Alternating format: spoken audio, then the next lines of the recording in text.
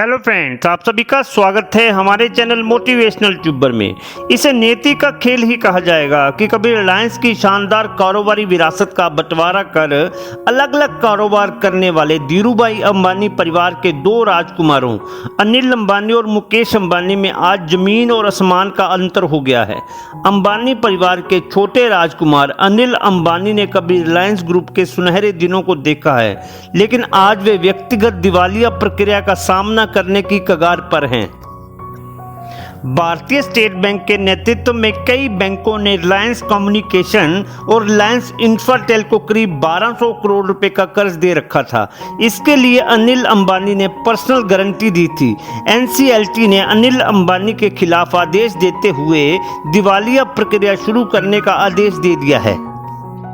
दिग्गज कारोबारी धीरूभाई अंबानी से रिलायंस का कारोबार मुकेश और अनिल अंबानी को विरासत में मिला था।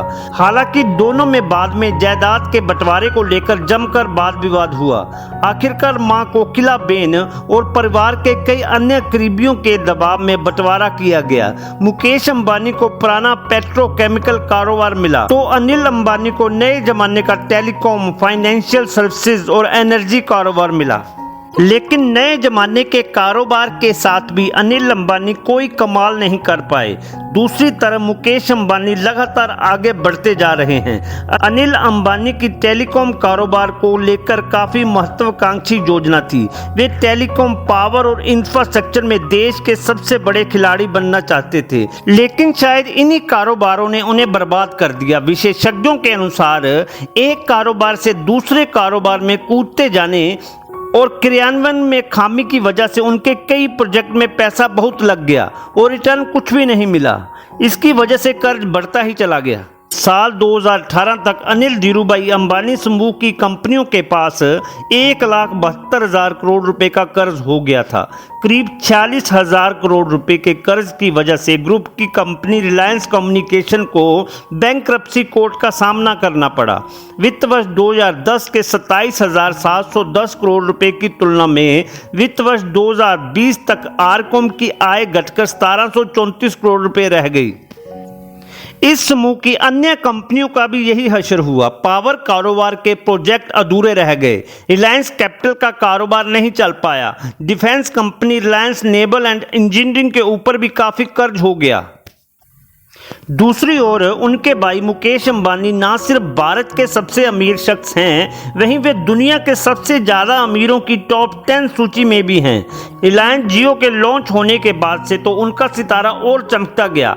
रिलायंस इंडस्ट्री की बाजार पूंजी करीब 13 लाख करोड़ से ऊपर पहुंच गई। इस साल मुकेश समूह की जियो प्लेटफॉर्म में 1 दर्जन से भी ज्यादा विदेशी कंपनियों से 1.5 लाख करोड़ रुपए का निवेश आया है। वहीं दूसरी ओर अनिल अंबानी की कंपनियों को कई तरह की दिक्कतों और बाधाओं का सामना करना पड़ रहा है। साल 2002 में आरकॉम की शुरुआत में एडीएजी ने सीडीएमए टेक्नोलॉजी अपनाने का फैसला किया, जो कि एक बेहद गलत निर्णय साबित हुआ। ये टेक्नोलॉजी 2G और 3G तक सीमित है, इसलिए जब 4G और 5G का जमाना आ गया तो आरकॉम को मैदान से बाहर होना पड़ा। साल 2008 में जब आरकॉम को स्पेक्ट्रम मिला तब तक उसके ऊपर 25,000 करोड़ रुपए का कर्ज हो गया था। यूपीए सरकार के दूसरे दौर के खत्म होने तक 2G स्पेक्ट्रम के कथित घोटाले की वजह से 2 लाख करोड़ रुपए के प्रोजेक्ट फंस गए। ये अनिल अंबानी समूह के लिए भी एक झटका साबित हुआ। साल 2018 में अनिल अंबानी ने एजीएम में घोषित कर दिया कि वे टेलीकॉम सेक्टर से बाहर जा रहे हैं। रिलायंस पावर ने साल 2008 में आईपीओ में रिकॉर्ड 11,563 करोड़ रुपए जुटाए थे। उसने महत्वाकांक्षी लक्ष्य रखा, कुल 28,200 मेगावाट क्षमता के 13 गैस, कोल और हाइड्रो पावर प्रोजेक्ट का, लेकिन इन प्रोजेक्ट को गैस ही नहीं मिल पाई।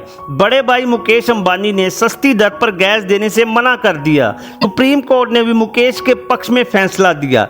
अनिल अंबानी को रिलायंस पावर के एसेट्स बेचने को मजबूर होना पड़ा। कंपनी का 1,20,000 करोड़ रुपए का निवेश फंस गया। साल 2015 में डिफेंस सेक्टर में कदम रखते हुए अनिल अंबानी ने पीपावार डिफेंस को खरीद लिया। इस कंपनी के ऊपर पहले से ही 7,000 करोड़ रुपए का कर्ज था। आगे ये करीब 10,700 करोड़ रुपए का कर्ज का भुगतान नहीं कर पाई। IDBI बैंक और IFCI बैंक ने इन्हें NCLT में घसीट लिया।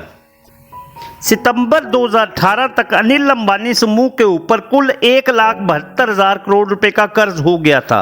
कंपनी ने अपने सारे एसेट बेचने शुरू कर दिए। रिलायंस एंटरटेन ने तो साल 2014 में ही बिग सिनेमा को बेच दिया था। रिलायंस इंफ्रास्ट्रक्चर ने मुंबई सिटी पावर डिस्ट्रीब्यूशन कारोबार अडानी को 18,000 करोड़ रुपए में बेच दिया। रिलायंस इंफ्रा ने अपना सीमेंट कारोबार 4,800 करोड़ रुपए में बिरला कॉरपोरेशन को बेच दिया। अपने शीर्ष समय में साल 2008 में अनिल अंबानी के रिलायंस समूह की कंपनियों की मार्केट वैल्यू करीब 4 लाख करोड़ रुपए तक पहुंच गई थी, लेकिन साल 2019 में ये महज 2,361 करोड़ रुपए रह गई है। दूसरी तरफ मुकेश अंबानी की रिलायंस इंडस्ट्री देश की नंबर 1 कंपनी है। उसका वैल्यूएशन 13 लाख करोड़ रुपए के ऊपर जा रहा है।